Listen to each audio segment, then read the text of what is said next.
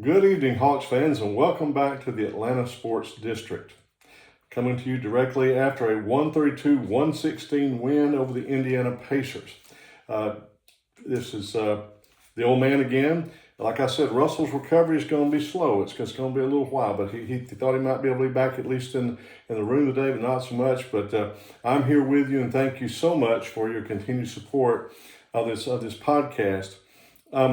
It was kind of, they moved the game forward because of the weather.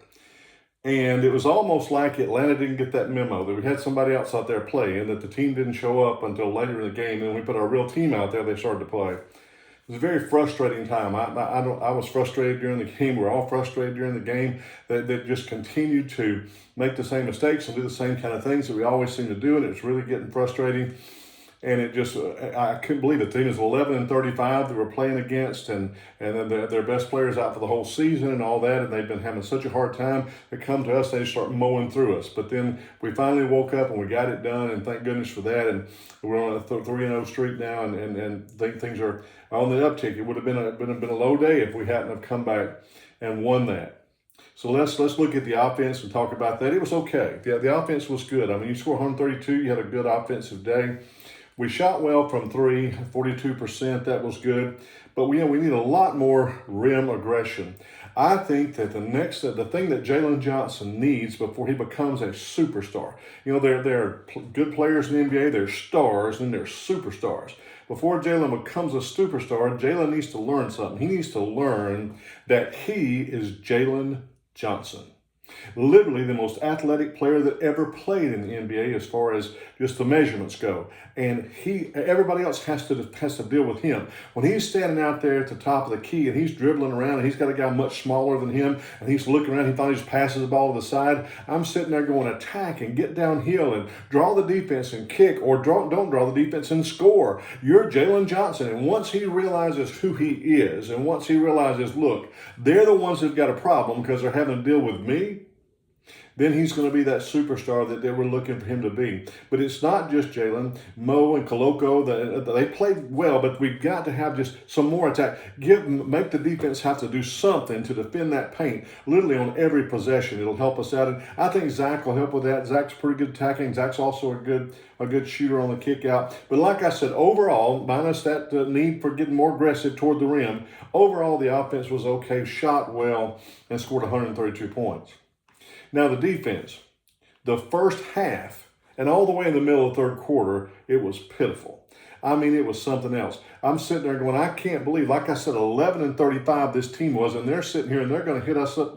They're going to run us off the court in our own building in a game that we moved up and apparently slept through the first 2.5 quarters. But they were just pitiful. And what was happening was bad defensive lineups. And we keep talking about that. You need people that can stop people. And if you've got people that can't stop people, but you need them to play, like Kennard or CJ, they need to play. I'm not saying they don't need to play, but they have struggled on defense. Then you got to surround them with very good defenders and hide them on defense like we would hide Trey on defense. We got to hide them on defense. And when we do that, then it becomes at least something you can deal with. But when you don't, when you have several bad defenders out there on the court at the same time, I don't really know why they do that.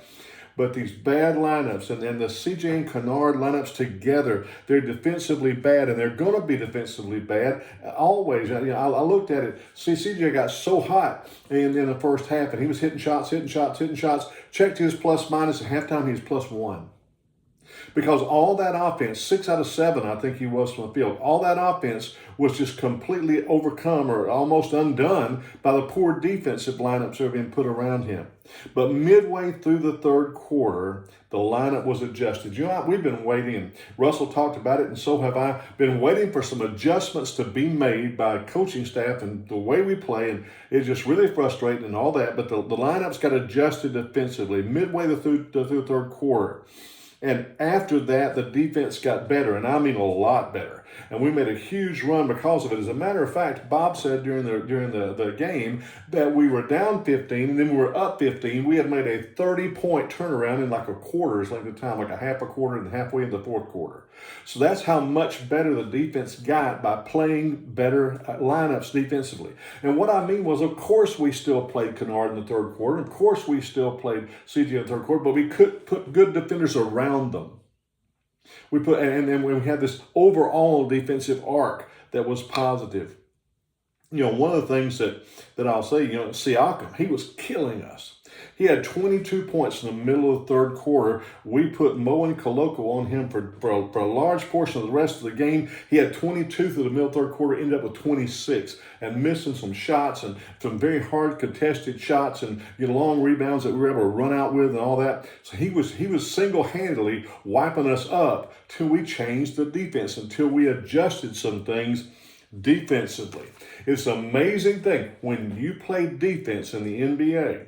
A lot of people say there is no defense in the NBA, but there is. When you play defense in the NBA, when you can get stops, and it's just percentage-wise, maybe one or two more stops here and there, one or two more stops here, when you can do that, because most games are close, you're going to win a lot of those games because your defense got better and you got some stops. I do have one overarching thought or one overarching question about this, and I don't mean to get down on this player. I've liked him a lot. He was a sixth player in the draft. We drafted him out of USC, and he's always been undersized, but I've got some questions as I look at this. Okongwu, offensively, is he good enough to be an offensive hub in our offense? I think he's shown in his career, and he's proving that he may not be. The jury's still out, and we're still looking at that, and we're still trying. But is he good enough to be an offensive hub? I don't know. We're still trying to look at that. And like I said, on our team, which means is he good enough to be there with the other players that we put out there that could possibly be an offensive hub? And then defensive organizer. I think it's extremely important to understand that the center is the defensive organizer on most teams in the NBA. And what that means is when we're late doing this and we don't communicate and all this kind of stuff, that's defensive organizing, mostly on the court. And so I think that he may be an offensive hub, may not be, but I think he's proving that he's not a defensive organizer. And that's where the problem lies. Like I said, he's scoring the ball, he's rebounding pretty well, he's doing some things. But can we win consistently with a center who is not a very good defensive organizer, who's extremely undersized, and has not proven himself yet to be an offensive hub? And those are just some things to look at and think about. Like I said, I'm not against him. I love him. I've been a big fan ever since he came out of USC and all that. And I understand that. Two-time player of the year in the state of California. I get all of that. He's very talented. I do think his athleticism has declined a little bit. Some of the injuries maybe banging up. Maybe the number of minutes he's played, I'm not sure. But he seems to just not be quite what he needs to be as the offensive hub. And then I think he's really showing that he has difficulty as this defensive organizer we talked about. So just an overarching thought to think about. Now let's look at the individual players. Now, first of all, Keaton Wallace got in the game. So that's usually a good thing, because if Keaton Wallace gets in the game, we're up pretty high, and hopefully he's not getting the game because we're getting blown out. But if Keaton Wallace gets in the game, we're up pretty good, and everything's looking good. From that, he got was 0 for 1 shooting, and he got 1 rebound. He was +6. But like I said, I don't know how many minutes he played, but he got in the game. Then Veet played 6 minutes, and he had a rebound, and he was +6. Mo played 13 minutes, 7 points, 3 of 4 from the field, 1 of 2 from 3, 6 rebounds, 1 assist, 1 steal, and was +16. Now, what I want to tell you is this. That's what I'm talking about. When he came in and that defense shut down, and him and Koloko came in and they were shutting that thing down, and it was happening over and over and over again, and we were getting out and we were scoring, and we were getting out and we were scoring. That's how you get to be +16 in 13 minutes. And it's because you are a great defender, and the people around you, along with you, so he had 7 points, are scoring the basketball. Now, I mentioned Koloko, so I'll go back to him. He had 17 minutes, 12 points. He was 6 of 6 from the field. 4 rebounds, 1 assist, 3 blocks. He did have 4 fouls, so he's got to learn how not to swipe and not to quite as much. But I've really been impressed. Like I said, he's almost like he's angry at that paint. You came in here and tried to score in my paint. I'm not going to let that happen. That one block he had right at the basket, that was just an amazing thing. But as I said, 12 points and 4 rebounds, 3 blocks. He was +9. So like I said, that +16 and +9, that happens when we start that run, that huge run in the third quarter, when those defensive lineups are adjusted and we start to stop them from scoring. I mean, when I say slow, I don't mean slow them down. I mean stop them from scoring. They didn't know what to do. They were just bottled up. They lost their focus. They did everything because our defense was shutting down on them, and it was beautiful. Now, Kennard, 23 minutes, 13 points. He had a perfect shooting night. He did not miss a shot from the free throw line or a shot from the field. That's why when he's not shooting, we sit there and go, shoot the ball. You are 48%, I think they said, leading the league. And when he shoots it, he's leading the league in makes. And I'm sitting there going, shoot the ball. It is, oh man, you're such a valuable player when you shoot the ball. But if you don't shoot the ball, your defense, it makes it where you're not a very, very valuable player at all. But today it was a perfect shooting day for him. He also had 2 rebounds and 3 assists. He did have a turnover, but he had a block. And he was +26. +26. And that's a beautiful thing when he shoots the ball and the lineup's adjusted so that the defense is not so bad when he's out there, +26. And then C.J. McCollum. Now I've been hard on C.J. I really have. I don't know if I've been too hard, or I don't know if I haven't been hard enough, but I've been hard on him. But today was 28 minutes, 23 points. He was 9 of 15. And 5 of 7 from 3. 8 rebounds, 7 assists. See, last time, 29 minutes, no assists. And there were times today that we were having to scream to the TV and go, you have teammates pass the ball. This one-on-one playing 1 against 5, when you got 4 guys standing in the corner, that just blows my mind. Pass the ball. But he did more of that today and was better at that. And 7 assists. He had 2 turnovers. He had 4 fouls. He had 3 steals and a block. Now, when you have 3 steals and a block and you're C.J. McCollum playing defense, that means you gave effort. And that also means that we put players around you once that lineup was adjusted. And we put players around you that can defend, and I mean really defend, then it works beautifully. I mean, he's +27. +27. See, when we have lineups that can stop people, and he gives effort, I mean, real effort. I mean, you don't get 3 steals in a block without giving some effort. He gives effort on defense, and he's out there, and he shares the ball, 7 assists, even though he needs to do more of that. But he shares the ball, 7 assists, and we have people that can defend around him. That's how you get +27, and that's how Kennard gets +26. But if you play the 2 of them together and put a mediocre defensive lineup in the other 3 positions, it doesn't matter how much they score. So that's why it's so important that we do like we did today, and we changed. When they changed that up, it was beautiful. It was beautiful. If they hadn't changed it up, we get beat. It was beautiful when they changed it up because it allowed this +27 and +26. And really what the whole game is about is, do we win your minutes while you're out there? Do we win your minutes? Generally speaking, do we win your minutes? I don't care if you score 50. If you're -11 while you're scoring 50, then I don't understand that. So do we win your minutes? And if we win your minutes, then you're a valuable player because you're playing winning basketball. Now to the starters. And I'm going to say before I start with the starters, we need Zach to get well. I mean, Zach, they say he's day-to-day, and that's fantastic. It's a good, but he's missed 8 games and all this, and we need him to get well. Corey Kispert, I like Corey a lot. Corey is, as I said, he's tough, and he's big, and he's strong, and he does some things, and it's okay. I like him. But today, it was terrible. I think he would agree with that. He played 17 minutes. He had 7 points. He was 2 for 8 from the field, 0 for 4 from 3. It was bad. No rebounds, 3 assists. He was -25. -25. Corey, I like you a lot, but we need Zach back. We need Zach to be in there doing his thing. We need him to play that defense he plays that is so amazing for a second-year player. He's playing this great defense, and I know that his shooting comes and goes, but when it's there and he's playing that defense, we need him back, and we need him back badly.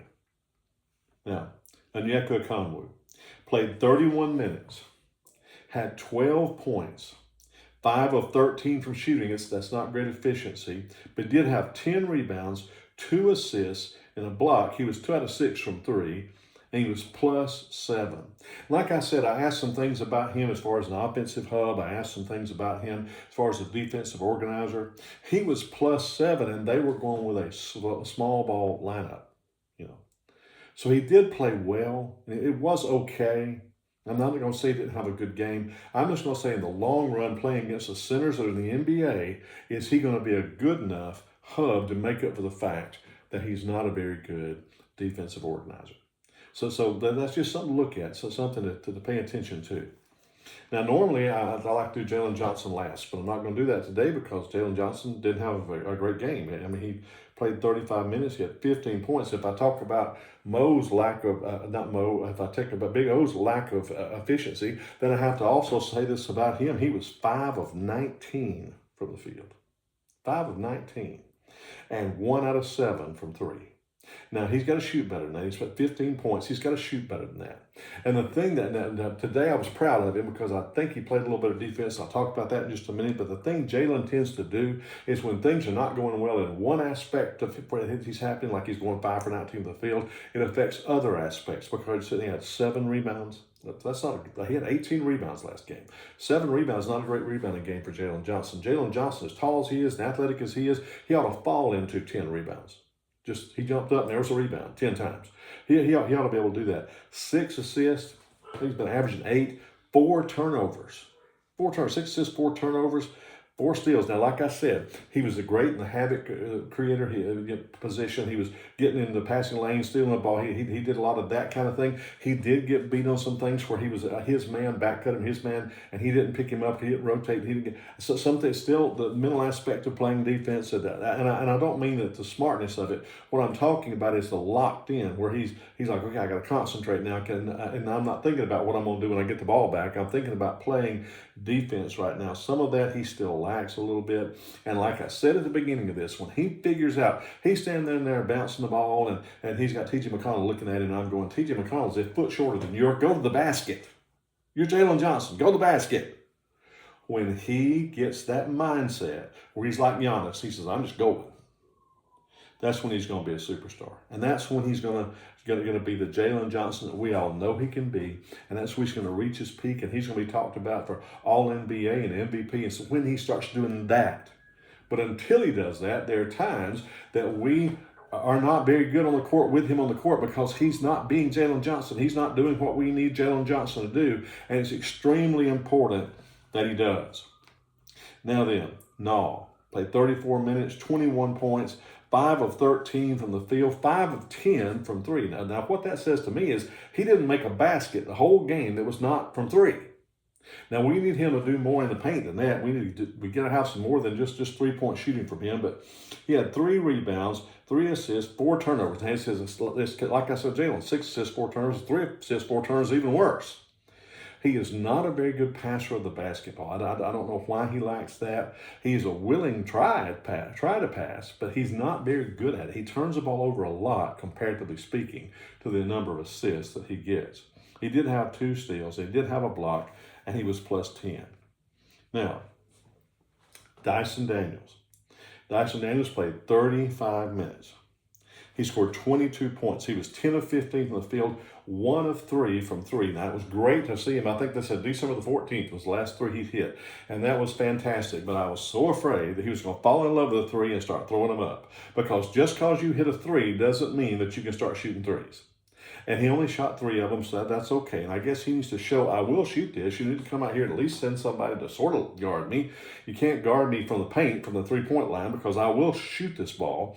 And I guess he needs to show that, but only 1 of them went in. But he had 9 assists. He had 5 rebounds. He only had 1 turnover. He had a steal and a block, and he was +2. And I think Dyson played a very, very good, controlled, keep the whole thing under control Dyson Daniels game. And I think that was really, really good and really, really positive.